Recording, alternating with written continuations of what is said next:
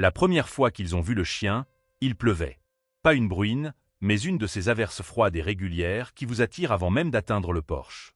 Émilie venait de sortir pour vérifier la boîte aux lettres lorsqu'elle le repéra, secouant silencieusement sur le pas, la tête basse, trempée vers l'os, immobile. Il n'a pas aboyé, n'a pas tressailli. Je suis resté assis là, en regardant la porte comme s'il appartenait de l'autre côté. Émilie, une mère de 2 enfants et une greffe récente de cette petite ville endormie, a été surpris mais pas peur. Le chien était vieux, clairement, avec une fourrure grisonnante autour du museau et des jambes raides qui grinçaient alors qu'il se tenait finalement lorsqu'elle s'approchait. Il ne remua pas sa queue. Il n'a pas demandé. Il la regarda juste avec des yeux trop fatigués pour faire semblant. « Et là, mon pote, » dit-elle doucement, tenant le courrier contre sa poitrine comme un bouclier. « Êtes-vous perdu ?» Le chien cligna des yeux lentement, puis descendit les marches et disparaissa sous la pluie. Elle a dit à son mari, Marc, cette nuit-là, mais il a fait l'objet d'un abri errant pour un abri. Cela se produit tout le temps dans les petites villes, a-t-il dit, se retournant au rapport météo. Ils se souviennent où ils étaient nourris. Émilie a laissé tomber. Jusqu'au lendemain matin. Et celui après ça. Chaque jour à l'aube, la pluie ou le soleil, le chien apparaît sur leur porche. Ne se grattant jamais, n'aboyant jamais. Juste assis. Regarder. Inattentant. Émilie a commencé à laisser de la nourriture à l'extérieur. Pas beaucoup, juste quelques croquettes sèches dans un vieux bol du garage. Le chien attendait la fermeture de la porte, puis mangeait en silence.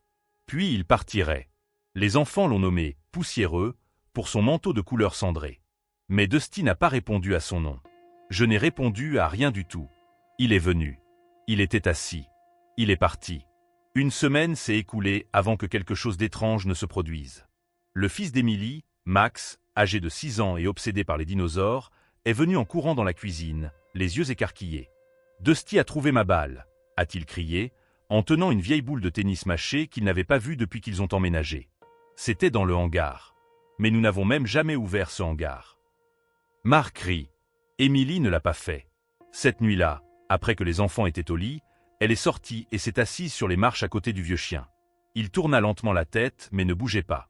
« Vous avez vécu ici, n'est-ce pas » chuchota-t-elle. « Il y a longtemps. » Le chien cligna des yeux.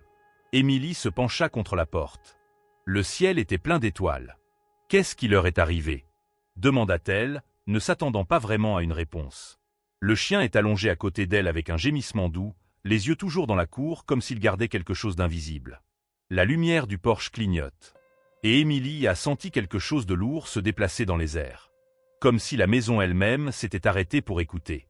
Le lendemain matin, Émilie se tenait à la fenêtre avec son café, regardant Dusty alors qu'il tournait le porche.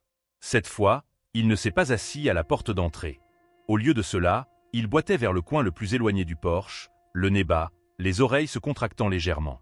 Il s'est arrêté devant un vieux jardinière en bois qui était vide depuis qu'ils ont emménagé. Et il a juste regardé. Quand Émilie est sortie, le chien n'a pas bougé. Elle s'agenouilla à côté du planteur et repoussa une couche de feuilles séchées.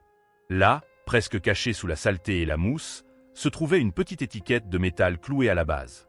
Fade mais lisible, Bailey's Corner. Pas poussiéreux. Bailey. Elle se tourna vers le chien. C'était ton nom, n'est-ce pas? Les oreilles se contractèrent à nouveau. Pas de mouvement. Mais l'air entre eux s'est épaissi.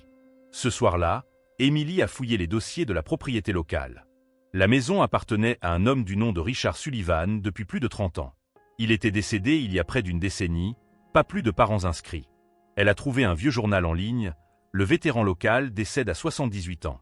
Connu pour avoir fait du bénévolat avec des sauvetages d'animaux et son berger allemand bien-aimé, Bailey. Sa poitrine se resserra. L'article comprenait une photo, grain mais clair. Un homme sur un porche, assis sur une chaise à bascule, un berger moumoule à ses pieds. Bailey. Poussiéreux. Mêmes yeux, même posture, même vigilance silencieuse. Marc, a-t-elle dit plus tard dans la nuit, lui montrant l'article, c'est lui. Il n'est pas seulement un peu errant. Marc a lu l'article, hochant la tête lentement. D'accord. Alors que faisons-nous? Je veux dire, nous ne pouvons pas le garder. Il est vieux. Il a probablement besoin de médicaments, d'un vétérinaire, et nous en avons déjà assez. Il ne veut pas être gardé, a déclaré Émilie doucement. Il veut juste être ici. À partir de cette nuit, ils ont cessé de l'appeler poussiéreux. Ils ont commencé à l'appeler Bailey. Et quelque chose a changé. Bailey a commencé à explorer davantage la propriété, visitant les mêmes endroits chaque matin. Le coin le plus éloigné de la cour où une corde déchiquetée était suspendue à un arbre. La porte arrière, qui grinça bruyamment mais ne semblait jamais se fermer tout à fait à droite. Le lit de jardin derrière le garage, où ils ont découvert plus tard des jouets à mâcher enterrés et les restes d'un bol à eau. C'était comme si Bailey marchait sur un chemin invisible, retraçant des souvenirs qu'il pouvait voir. Un matin, la fille d'Emily, Sophie, est entrée à l'intérieur en tenant un vieux collier de chien. C'était dans le grenier, a-t-elle déclaré. Niché dans une boîte à chaussures avec quelques photos. L'étiquette disait « Bailey, si elle est trouvée, ramenez-moi à la maison ». Maison. Ce mot a frappé différemment maintenant. Bailey s'était ramenée à la maison. Et la maison, comme si elle se souvenait de son propre cœur, se sentait plus chaude. Plus vivant. Les voisins ont commencé à s'arrêter plus souvent, partageant ce dont ils se souvenaient du vieil homme qui y avait vécu. Lui et Bailey étaient inséparables, a déclaré Madame Carter de l'autre côté de la rue. Vous les verriez marcher juste avant le coucher du soleil, tous les jours, peu importe la météo. Un facteur à la retraite a déclaré « Si le vieil homme était sur le porche, le chien était à ses pieds. S'il ne l'était pas, Bailey s'asseyait là à attendre son retour. Des heures, parfois. » Un jour, Emily a ouvert le placard de la chambre d'amis et a trouvé une petite boîte étiquetée « Bailey » pour quand il revient. À l'intérieur se trouvait une couverture douce, une laisse bien usée et une courte note en écriture prudente et tremblante. S'il retrouve son chemin, donnez-lui la paix. Il sera fatigué. La note hantait Emily. S'il retrouve son chemin, donnez-lui la paix. Il sera fatigué. Il a fait l'impulsion dans sa tête chaque fois qu'elle a regardé Bailey. Dormir, comme il ne voulait pas déranger quelque chose de sacré. Emily hocha la tête. L'examen était doux. Il est rentré à la maison pour dire au revoir. Cette nuit-là, Emily ne pouvait pas dormir. Elle lui a demandé. Les yeux de Bailey ont fait des yeux lentement. Se tenait le faible contour d'un homme dans une chaise à bascule, reposant doucement sur le dos du chien. Je pense qu'il se manque. Emily a accroché le frigo. Que twitching comme s'il a poursuivi quelque chose dans un rêve. Bailey n'a jamais demandé à tout cela. L'hiver est venu doucement cette année-là, comme si la nature elle-même ne voulait pas perturber la paix fragile dans la vieille maison. La neige est tombée en couches douces, enroulant la cour en silence. Bailey n'a plus fait ses tournées quotidiennes. Au lieu de cela, il a passé la plupart de son temps sur le porche ou dans la chambre des enfants, son corps devenant plus lent, plus lourd, son souffle parfois tremblant, mais ses yeux toujours brillants, toujours présents. Emily avait commencé à allumer un feu tous les soirs, même quand il faisait trop froid. Bailey aimait la chaleur. Il allait juste assez près pour le sentir, les pattes avant cachées, la tête reposant sur le sol. Marc ne l'a pas dit à haute voix, mais il le savait aussi. Ils l'ont tous fait. Bailey s'estompait, non pas dans la douleur, mais de cette manière calme, les vieilles choses font, comme une page tournant doucement à la fin d'un chapitre. Sophie a cessé de tirer des ailes sur lui. Elle a commencé à dessiner des étoiles. Pensez-vous que les chiens savent quand il est temps ? Demanda-t-elle une nuit en s'asseyant ensemble sur le canapé. Emily hesita. Je pense qu'ils en savent plus que nous. Max n'a pas posé des questions. Il s'est assis à Bailey tous les soirs, en lisant des livres d'images et en fredonnant doucement des chansons sans mots. Bailey ne remua plus sa queue. Mais ses yeux se fermaient lentement, comme chaque son apaisait quelque chose de plus profond. Un samedi, après une matinée particulièrement encore, Emily a appelé les enfants à l'extérieur. Elle avait une idée. Il mérite quelque chose de spécial, a-t-elle déclaré. Pour tout ce qu'il a donné à cet endroit. À nous tous.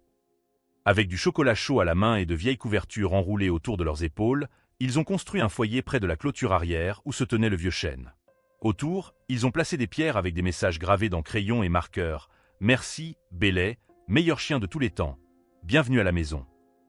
Marc a suspendu les festins à travers les branches. Sophie a fait un cadre photo avec son dessin de Bailey et de l'homme dans la chaise à bascule. Ce soir-là, alors que le soleil plongeait derrière les arbres et que les premières étoiles clignaient des yeux, ils ont fait sortir Bailey et l'ont enveloppé doucement dans une couverture. Il n'a pas résisté. Il n'a pas lutté. Il les a juste regardés chacun à son tour, comme s'il comprenait ce qui se passait, comme s'il était reconnaissant. Ils se sont assis autour du feu, racontant des histoires. Pas seulement à propos de Bailey, mais de la façon dont ils avaient changé depuis son arrivée. Emily a parlé de la façon dont la maison était plus chaude. Marc, qui a appelé une fois Bailey juste un errant, a admis qu'il ne pouvait pas imaginer le porche sans lui.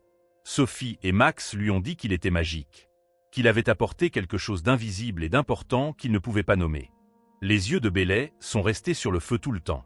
Cette nuit-là, quand ils l'ont ramené à l'intérieur, il n'est pas allé au porche. Il recroquevillait par la cheminée, sa tête reposant sur le pied d'Émilie. Elle n'a pas bougé. Elle n'a pas dormi. Et juste avant l'aube, Bailey a laissé échapper une expiration douce et n'en a pas pris une autre. Pas de son. Aucune lutte. Juste la paix. Comme un gardien qui avait terminé son dernier quart de travail et pouvait enfin se reposer. Ils ont enterré Bailey sous le vieux chêne derrière la maison, juste au-delà des lits de jardin qu'il a utilisés à chaque printemps. Le sol était froid, mais la neige avait fondu cette semaine-là, comme la terre l'attendait. Marc a creusé le trou lui-même. Émilie a enveloppé Bailey dans sa couverture. Les enfants ont placé son col et le dessin de Sophie à côté de lui, pressés doucement entre les plis de tissu. Aucun mot n'a été prononcé jusqu'à ce que la dernière pelle de terre ait été placée. Puis Max, chuchotant à peine, a dit « Il est toujours là ». Et personne ne l'a corrigé. Cette nuit-là, la maison était trop calme. Le porche trop vide. Même le sol se sentait mal, sans les marches lentes et stables de Bailey. Émilie a laissé la porte arrière ouverte, par habitude. Et lorsque le vent est passé dans le couloir à minuit, portant l'odeur de pain et de fumée, elle a fermé les yeux et a chuchoté « Bon garçon ». La semaine suivante, Sophie est rentrée de l'école avec une idée.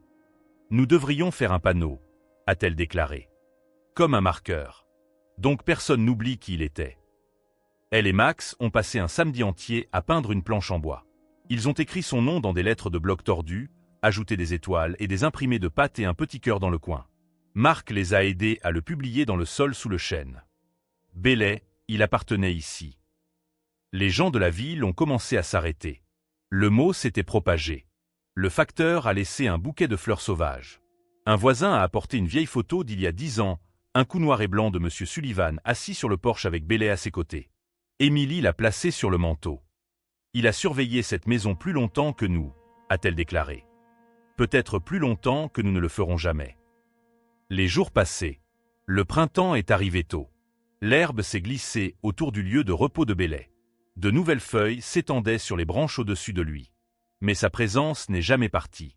Les enfants lui parlaient toujours comme s'il était juste dans l'autre pièce. Émilie s'est toujours surpris en train de verser un peu de bouillon supplémentaire dans le bol de chien avant de se souvenir que ce n'était plus nécessaire. Un soir, Émilie est entrée dans le grenier pour la première fois depuis des mois. Elle n'avait pas prévu de le faire. Elle se sentait juste tirée. Là-bas, dans le coin le plus éloigné, sous une pile de vieux livres, elle a trouvé une boîte en bois poussiéreuse. À l'intérieur se trouvaient des photos, des adolescents d'entre eux, de Bailey et de M. Sullivan. Mais il y en avait plus. Courrier. Des dizaines de lettres manuscrites adressées non pas aux amis ou à la famille, mais à Bailey. « Cher Bailey, a commencé. Tu es toujours la meilleure partie de ma journée. » Un autre. « Je ne pense pas que je serai toujours là sinon pour toi. » Pages et pages, détachées de larmes, certains pliés et dépliés 100 fois. Monsieur Sullivan était seul depuis des années après le décès de sa femme. Et au cours de ces années, il avait écrit à Bailey tous les jours. « Vous êtes le seul à rester », a déclaré une lettre. « Tu te souviens de ce que j'oublie ?» Émilie les a tous lus. Ensuite, elle les a soigneusement emballés, les a attachés avec de la ficelle et les a placés dans un tiroir près de la cheminée. « Alors il est toujours là, dit-elle doucement. Toujours parti de la maison. » Le lendemain matin, pour la première fois depuis des semaines, Max a ouvert la porte d'entrée et a juré avoir entendu des pattes sur le porche. Le temps a fait ce qu'il fait toujours. Il a avancé. Pas dans des sauts soudains, mais dans des pousses quotidiens silencieux. Le printemps s'estompa en été. Les enfants ont grandi, leur voix a changé.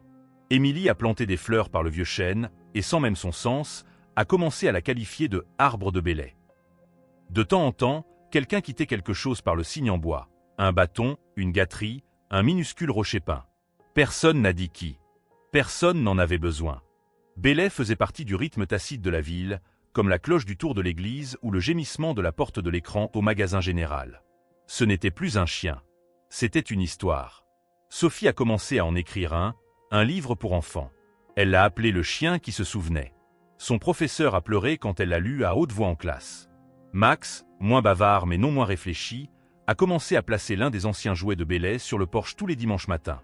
Juste pour un moment. Ensuite, il le repliait tranquillement à nouveau. Marc a finalement fixé la porte latérale qui n'avait jamais fermé droit. Bailey l'a toujours ouvert, a-t-il déclaré. Je pensais peut-être que je lui donnerais enfin un verrou approprié. Emily saw it. Il serait fier. Certains matins, la famille s'est toujours surpris en train de s'arrêter à la porte d'entrée, s'attendant à entendre un gémissement familier de vieilles pattes ou le clic doux des griffes sur le plancher. Au lieu de cela, ils ont eu le silence. Mais ce n'était pas vide. C'était plein de mémoire. Plein de lui. Un après-midi fin août, Émilie a entendu frapper. C'était un homme plus âgé, peut-être dans les années 70, debout au pied du porche, tenant une photographie pliée à la main. « J'avais l'habitude de visiter Richard Sullivan », a-t-il dit, voix graveleuse. « Nous avons servi ensemble. Après la guerre, j'ai perdu le contact, mais je suis venu en ville à quelques reprises. Il a parlé de ce chien comme s'il était son fils. » Émilie l'a invité. Il est revenu, il a demandé. Émilie hocha la tête. Près de 10 ans plus tard. L'homme sourit. Bien sûr, il l'a fait. Avant de partir, il lui a remis la photo. Il a été fané et froissé, mais assez clair, Sullivan en uniforme, et à côté de lui, un Bailey beaucoup plus jeune, à peine passant de chiot.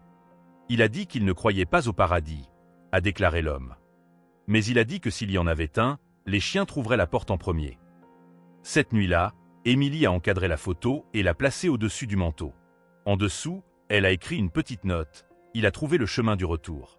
Certains cœurs le font toujours. C'était l'idée de Sophie de construire le banc. Pas n'importe quel banc, un vrai. Celui qui resterait sous le vieux chêne toute l'année, fait de bois récupéré de la marque de la grange, avait finalement démoli ce printemps. Cela a commencé comme un projet d'été, quelque chose de petit. Mais comme la plupart des choses touchées par la mémoire, elle a grandi. Sophie a esquissé des créations. Max a aidé à poncer les planches. Marc a fait le sciage, et Émilie a taché les planches à la main jusqu'à ce que la couleur chaude de cèdre brillait au soleil. Sur le dossier, Sophie a peint une ligne de son livre dans des coups de pinceau délicats et prudents. Il a attendu, parce que l'amour se souvient. Ils ont placé le banc sous l'arbre début septembre. L'herbe était encore verte, le ciel tranchant et bleu, et le soleil a filtré à travers les feuilles d'une manière qui a fait en sorte que le monde entier se sente brièvement en pause. Émilie a sorti la dernière pièce, l'étiquette de Bailey. Celui du collier qu'ils avaient trouvé dans le grenier. Elle l'a vissé dans la coudoir, juste un petit morceau de métal altéré qui disait « Bailey, si vous êtes trouvé, ramenez-moi à la maison ». Il avait trouvé son chemin à la maison. Dans les semaines qui ont suivi, les gens ont commencé à visiter le banc. Certains ont apporté des chiens, certains sont venus seuls. Quelques notes de gauche ou des rubans attachés à l'arbre. Personne ne l'a annoncé, personne n'en a beaucoup parlé. Mais d'une manière ou d'une autre, l'histoire s'était propagée au-delà de la ville. Il ne s'agissait plus seulement de Bailey. Il s'agissait de tous. Ceux qui attendent. Ceux qui errent. Ceux qui se souviennent. Un matin de fin d'automne, Émilie est sortie sur le porche et a vu Max assis tranquillement sur le banc, regardant à travers la cour avec le genre de silence rare chez un enfant de son âge. Elle s'est assise à côté de lui et a attendu. Après un certain temps, il a dit « Pensez-vous que les chiens disparaissent pour toujours à leur mort ?» Émilie regarda l'arbre, le banc, le vieux bol encore rentré dans le hangar de jardin que personne n'avait le cœur à jeter. « Je pense qu'ils laissent leurs meilleures pièces derrière », a-t-elle déclaré. « Et si nous avons de la chance, nous en gardons une partie avec nous. » Max hocha la tête. Puis, je pense que Bailey est parti beaucoup. Ils se sont assis ensemble un peu plus longtemps, pas de précipitation pour retourner à l'intérieur. Parce que certaines histoires ne se terminent pas. Ils s'installent dans les murs des vieilles maisons. Ils poussent des racines sous des chênes. Ils attendent aux portes d'entrée. Et ils murmurent dans le silence, doux et régulier, comme le son des pattes sur un plancher en bois, toujours regardés, toujours aimants, longtemps après leur départ.